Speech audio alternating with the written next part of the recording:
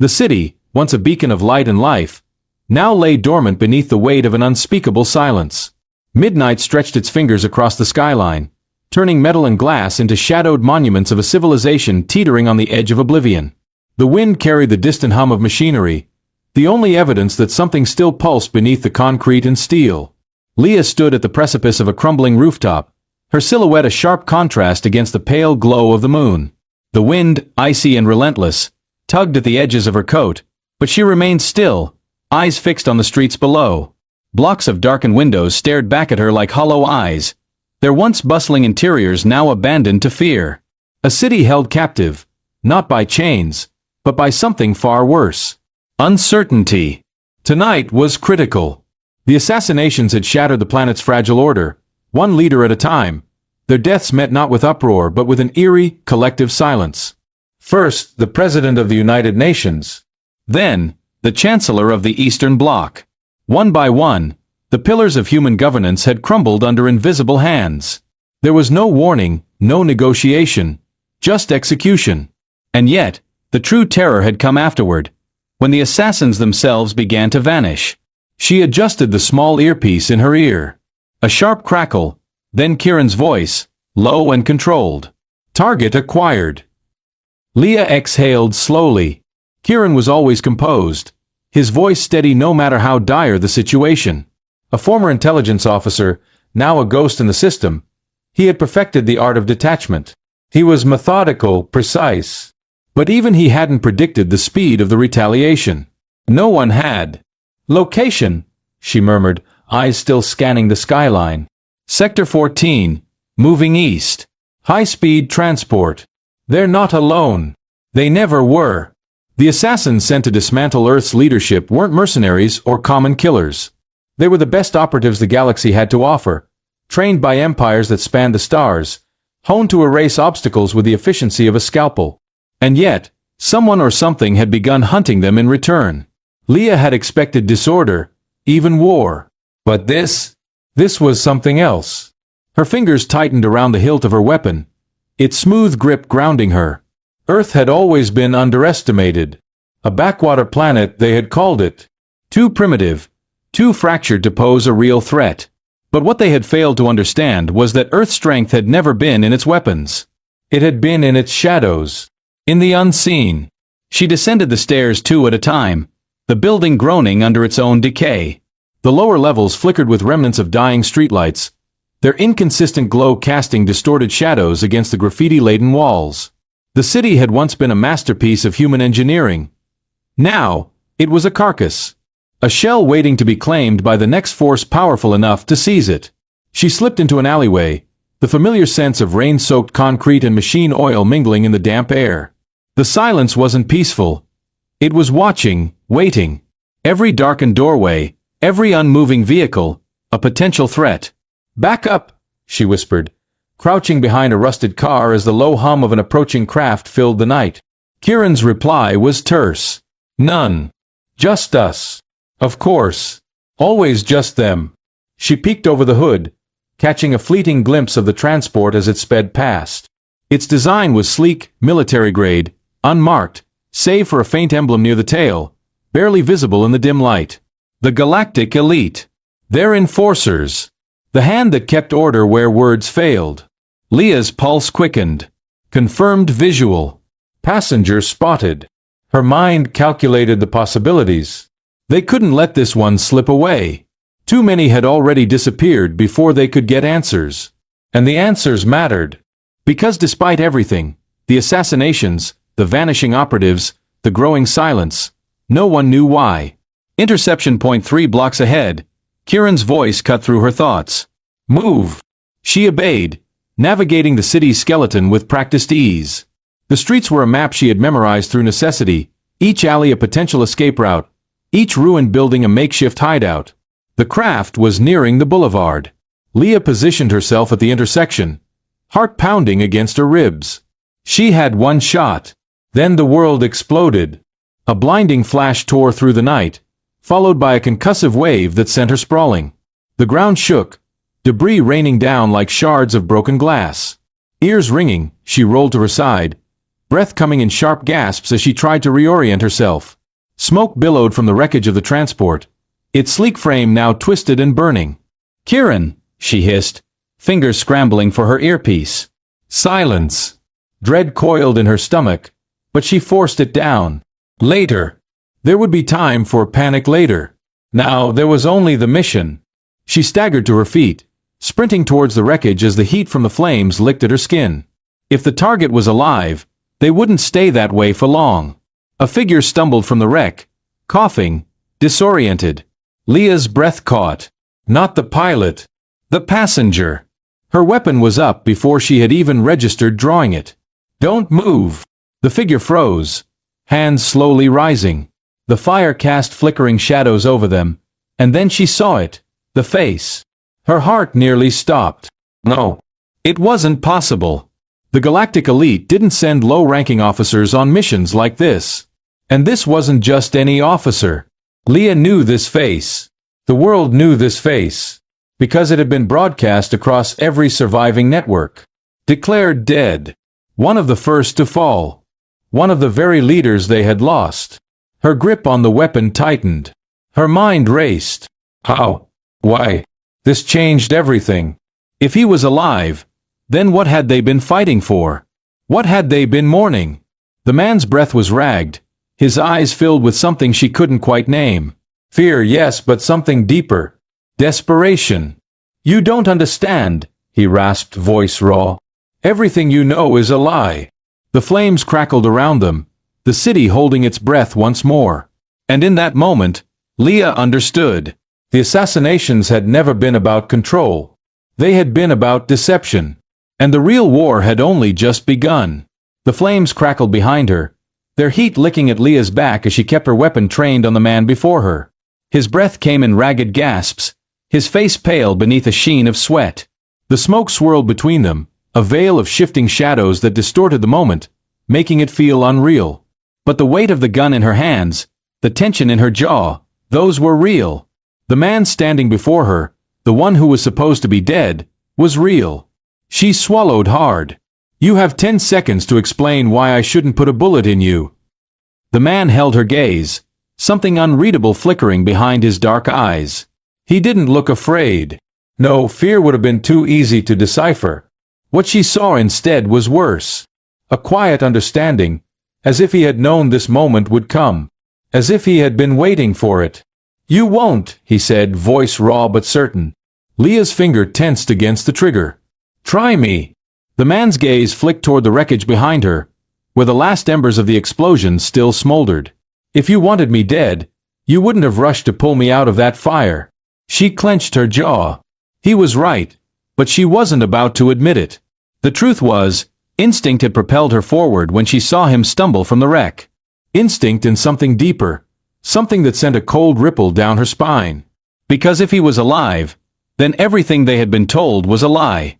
Before she could press him further, a new sound cut through the air, a sharp static burst from her earpiece.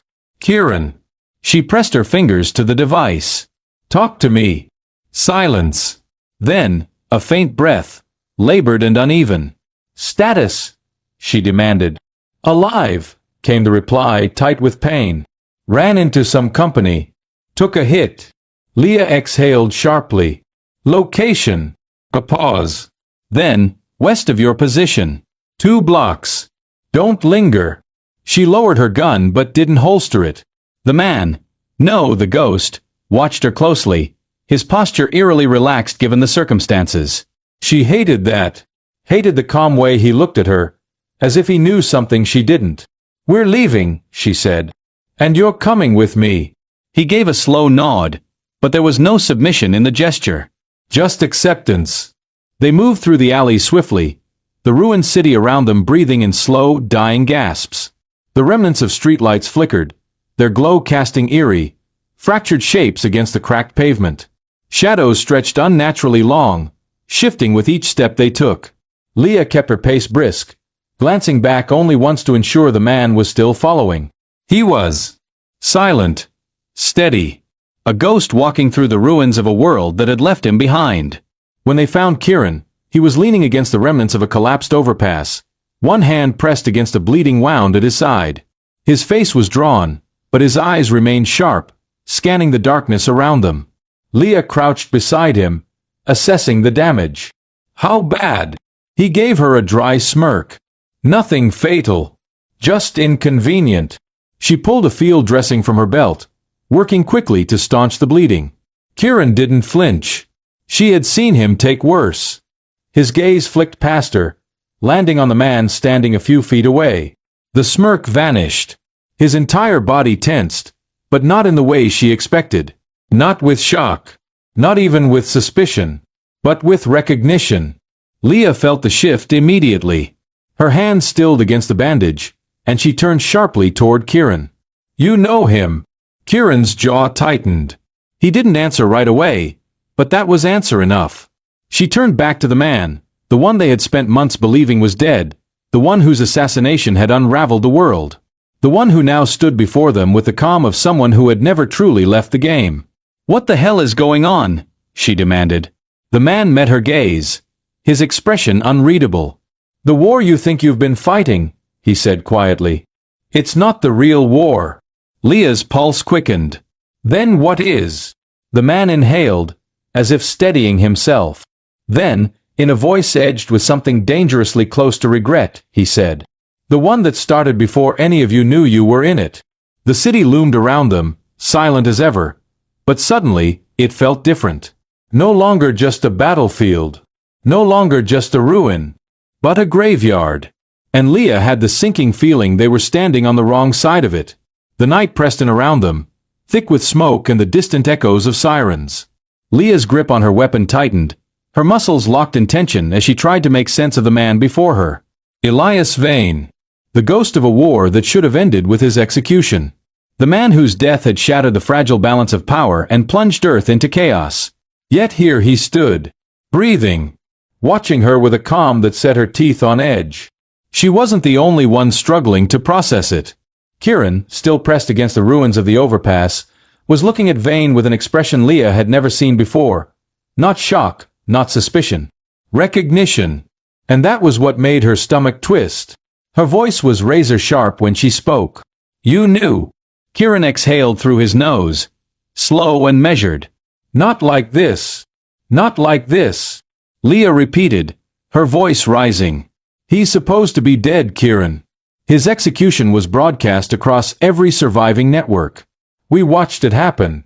At this, Vane tilted his head slightly, that maddeningly calm expression never faltering.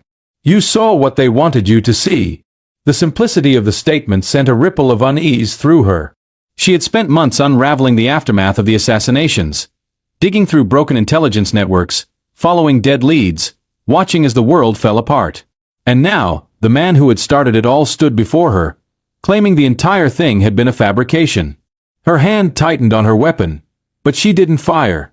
Not yet. Start talking. Vane studied her, then exhaled, as if accepting an inevitability. I am Elias Vane, he said, and I did die that day. Kieran swore under his breath and turned away, dragging a hand down his face. Leah ignored him, her focus locked on Vane. That's impossible, she said. But even as the words left her mouth, doubt crept in at the edges. Vane's expression didn't waver. You think I wanted to disappear? That I wanted the world to burn in my absence? Leah shook her head, clearing the static building in her thoughts. None of this makes sense.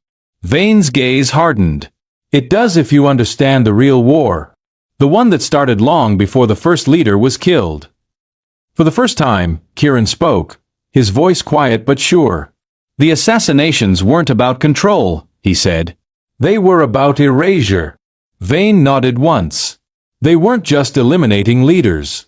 They were eliminating memories. Rewriting history as they went. A chill slithered down Leah's spine. That's not possible. People remember. Do they? Vane cut in. Or do they remember what they've been told to remember? The question sent ice through her veins. The footage had been clear. The reports had been airtight. Too airtight. She had trusted what she saw, what she read, because the alternative was too unthinkable. But what if that was the point? What if the truth had never been allowed to reach her at all? She took a step closer, lowering her gun slightly but keeping her stance rigid. If that's true, why keep you alive? Vane exhaled, raking a hand through his disheveled hair. Because I was more useful in the dark than I ever was in the light. Kieran's jaw tightened. They used you. They tried. Vane's voice was sharp. But now? Now I'm done playing along. Leah had spent years learning not to trust easily. Trust was a liability. Trust got people killed. But standing here, staring at the supposed corpse of a man whose death had rewritten history, she felt something far more dangerous creeping in. Oh! The distant wail of sirens cut through the heavy silence, a reminder that they were running out of time. Leah holstered her weapon and turned to Kieran. Can you move? He smirked weakly. Not gracefully, but I'll manage. She turned back to Vane. If you're serious about ending this, then you better have a plan. Vane's lips curved into a knowing, almost weary smile. I have something better. Leah arched a brow. And what's that? He met her gaze, his voice unwavering. Proof. And for the first time in months, Leah felt something shift. Not just in the war, but in herself. The game had changed. And this time, she intended to win. The streets were a maze of ruin and silence, the remnants of a city that had learned to live in fear. Leah moved quickly, her boots light against the cracked pavement, her pulse steady despite the chaos still burning in her mind. Elias Vane, dead but not dead, erased but standing beside her, kept pace without effort. His presence unsettled her more than she cared to admit. Kieran, still favoring his injured side, trudged along behind them, his breathing controlled but measured. He hadn't said much since Vane dropped his revelation, but Leah knew the wheels in his head were turning just as fast as hers. They had all seen the execution, the brutal finality of it. But if that had been a lie, then what else had been rewritten?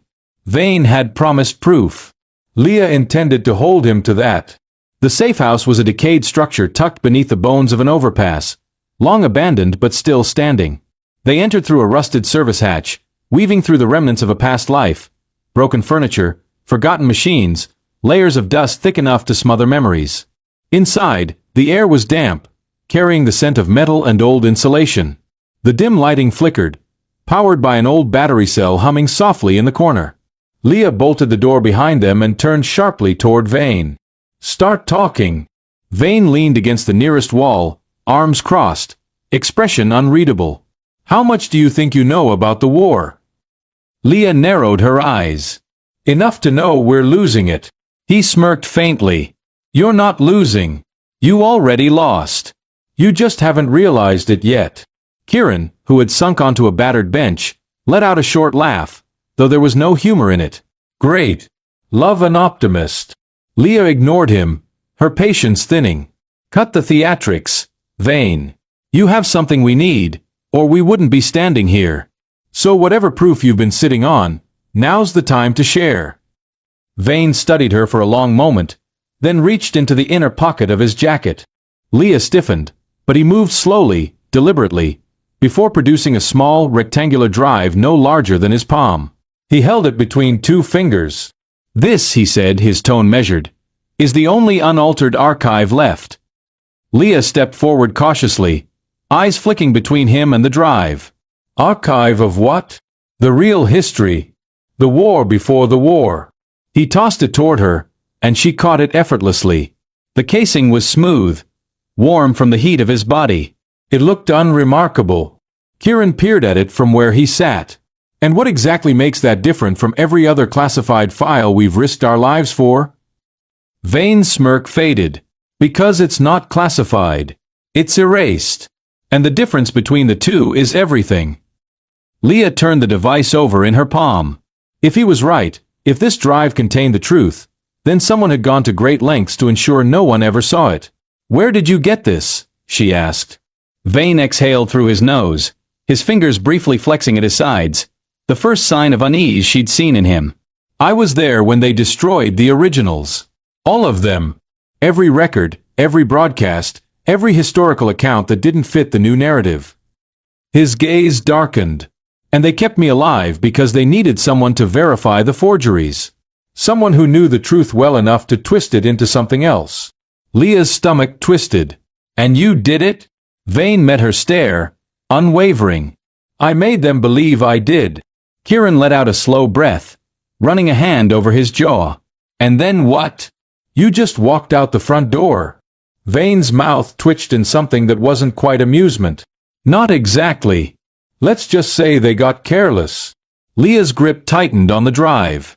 So what's on here that was worth killing an entire planet's memory? Vane nodded toward the corner of the room, where a terminal sat half buried beneath discarded supplies. Find out for yourself. Leah hesitated. If he was lying, if this was a trap, they were already dead. But if he was telling the truth?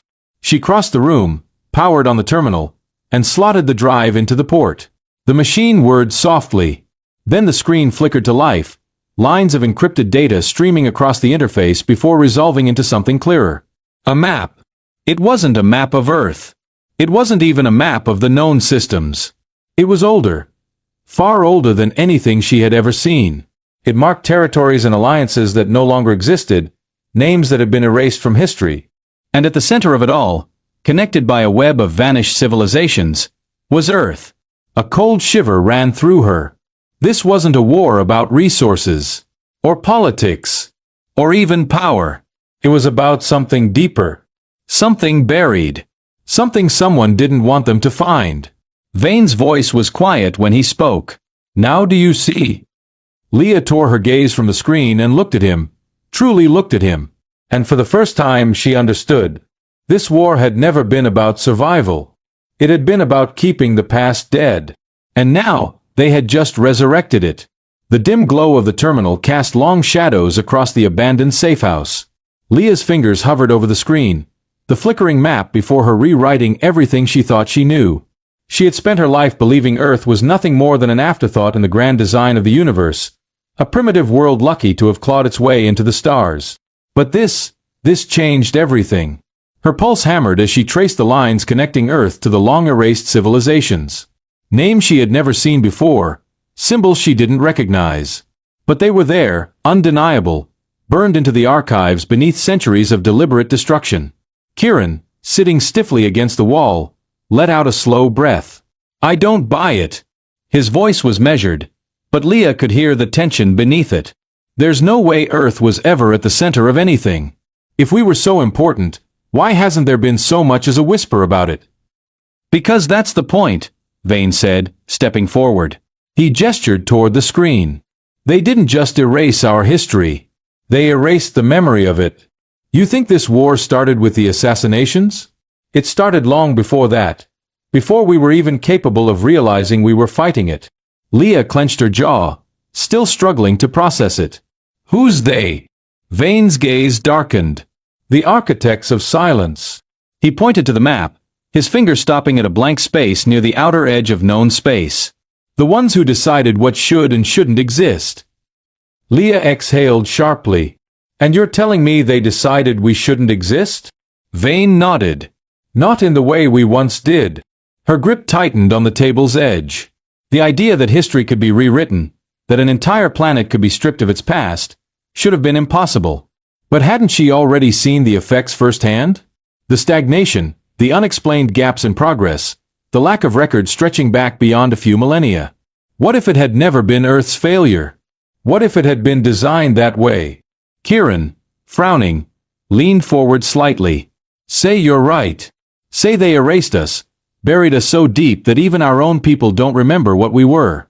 Why? What did we do to make them so afraid? Vane hesitated. His fingers flexed at his sides, a rare break in composure. I don't have the full picture. But I have pieces. Leah turned to him sharply. Then give us what you do have. Vane exhaled through his nose, nodding toward the terminal. That archive?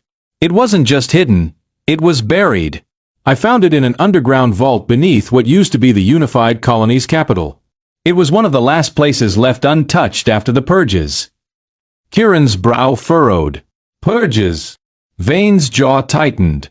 When the assassinations started, they weren't just eliminating leadership.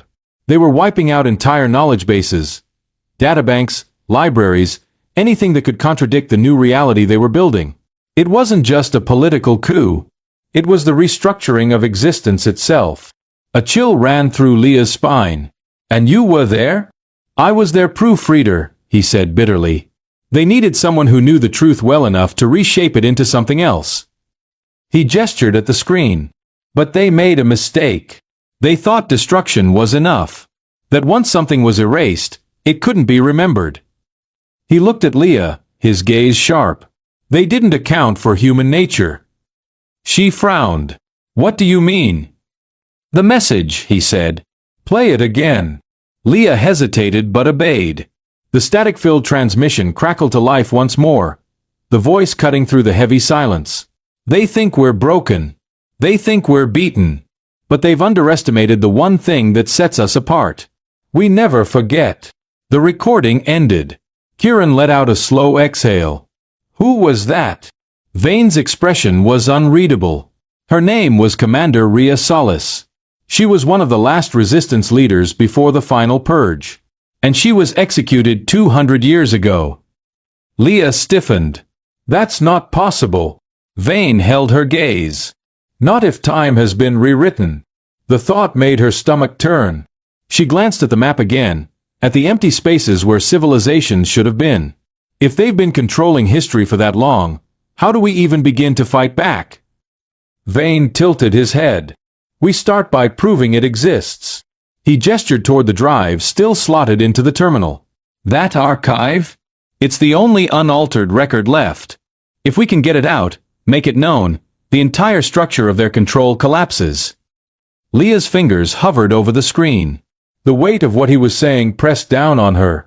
If this was real, if this archive contained the truth, then the second it was released, everything changed. For better or worse. She turned to Kieran. "We can't do this alone." Kieran nodded, rubbing a hand over his face. "Yeah, but we also can't trust just anyone." Leah exhaled. "Then we start small. We find people we know, people who aren't compromised." She turned to Vane. "You said they tried to rewrite the truth, but people still remember fragments. That means there are others out there who know something is wrong." Vane gave a slow nod. "There are. But reaching them without alerting the wrong people will be nearly impossible." Kieran scoffed. "Impossible's a strong word. You clearly pulled off your own resurrection just fine." Vane smirked slightly. "Fair point." The terminal let out a sudden, sharp beep. Leah's breath caught as the screen flickered. A small red indicator pulsed in the corner. A warning. Kieran's entire body went rigid. "Tell me that's not." The warning klaxon blared. Leah's blood ran cold. Vane's jaw clenched. "They found us." Leah's hands were already moving, yanking the drive from the terminal. The second it disconnected, the screen scrambled, the data dissolving into a meaningless cascade of numbers.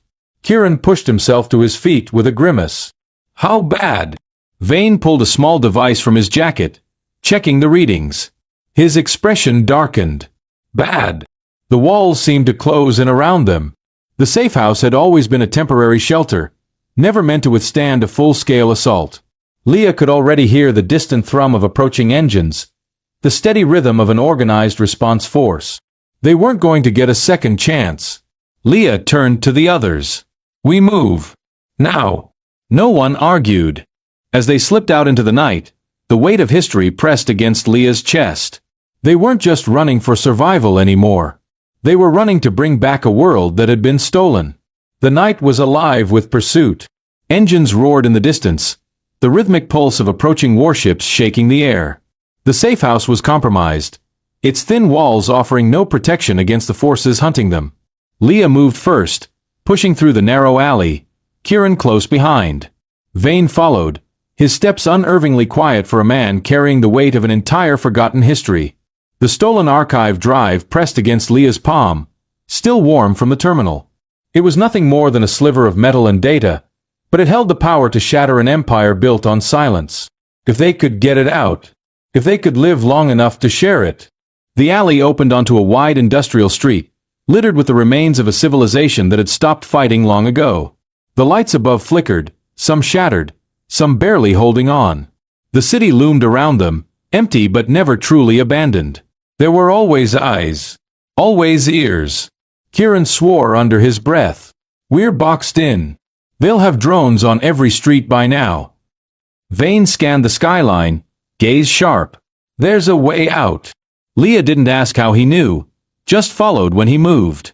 The path twisted through crumbling infrastructure, past collapsed tunnels and rusted transport rails.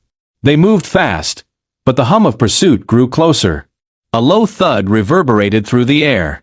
The ground trembled beneath their feet. They're locking down the district, Kieran muttered. They'll herd us straight into their hands. Leah's jaw tightened. She'd spent years outmaneuvering enemies, but this wasn't the usual chase. They weren't running from soldiers. They were running from history itself. Vane slowed as they neared an abandoned transit hub, its entrance choked with debris. He placed a hand against the wall, searching, then pressed something, a hidden panel, nearly invisible beneath layers of dust. A door hissed open. Kieran stared. Convenient. Vane offered a smirk. Not really. He stepped inside. Leah hesitated only a second before following. The door sealed behind them, swallowing the noise of the city. The corridor beyond was dark, lined with old tech, machines left to rot, terminals flickering weakly with residual power. What is this place? Leah asked. A remnant, Vane said. One of the last. The deeper they moved, the clearer it became. This wasn't just an escape route. It was a graveyard of forgotten knowledge. Rusted consoles, shattered datapads, documents so old they crumbled at the edges. The air itself felt heavy with the ghosts of a world that had once existed and had been erased with terrifying precision. Leah's fingers skimmed over the surface of a dead monitor, dust collecting on her fingertips. This was a resistance hub. Vane nodded. The last one. Before they wiped them out. Kieran exhaled, rubbing a hand over his face. And let me guess. They don't know this place still exists. Vane's expression darkened. They do now. The warning klaxons above blared again. Louder, sharper. The air grew thick with static. Something was coming. Leah turned to Vane. Tell me we have another exit. He didn't answer. Instead, he strode to the farthest console, kneeling beside it. With careful hands, he pried open the casing, revealing a hidden compartment inside. He pulled out a small, sleek device, older than anything Leah had seen, its design unfamiliar. This, he said, standing. This is how we end it. Kieran eyed the device warily. You're going to have to be more specific.